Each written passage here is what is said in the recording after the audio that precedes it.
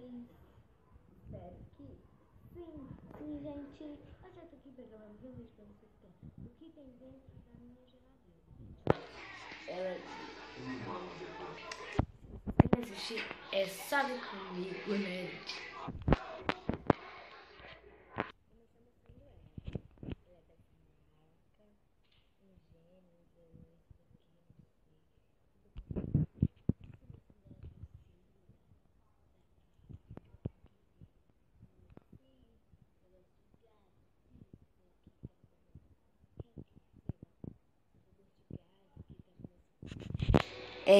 Como é que fala? Borboletinhas.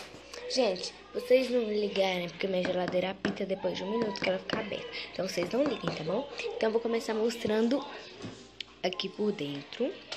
Eu vou começar por essa gaveta aqui. Nessa gaveta, gente, não tem muita coisa. Aqui só tem batata, que dá pra vocês verem que é só batata que tem aqui. E na gaveta de cima tem, tomate, tem cebola, tem batata, uma batata aqui bem escondidinha ali, tem limão, tem cenoura, eu acho que eu já falei cenoura, tem chuchu ali, tem isso.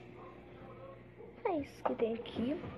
E aqui em cima assim, aqui tem 2 pimentões enormes, aqui tem uma água gelada, muita água gelada, e aqui tem algumas folhinhas que é pra poder deixar pra minha mãe. Aqui tem repolho. Aqui tem uma manga. E aqui tem, gente, olha, feijão preto congelado. Agora eu vou mostrar o que tem na porta. Não, melhor aqui em cima. Aqui em cima tem uma polenta que a minha mãe fez, da forma da minha avó. Aqui tem o quê? Acho que é linguiça.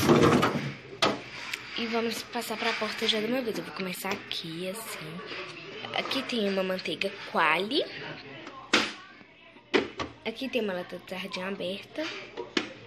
Aqui tem tanta de coisa escondida, gente, ó. Aqui tem maionese, 3 maioneses.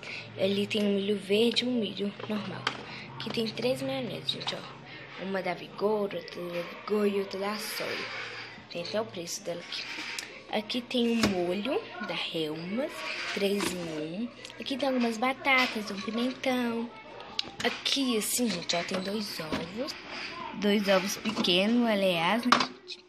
Aqui também tem um molho inglês. Tem também uma caixa de leite. E tem também um ketchup. Um ketchup, né, gente? Falando certo. E aqui, assim, tem 2 litros de água, tem um molho de pimenta e tem um vinagre de maçã. Que eu até mostrei pra vocês no Smoothie Chat. A gente não toma vinagre aqui, tá bom, gente? Mas então agora vamos pra parte de cima.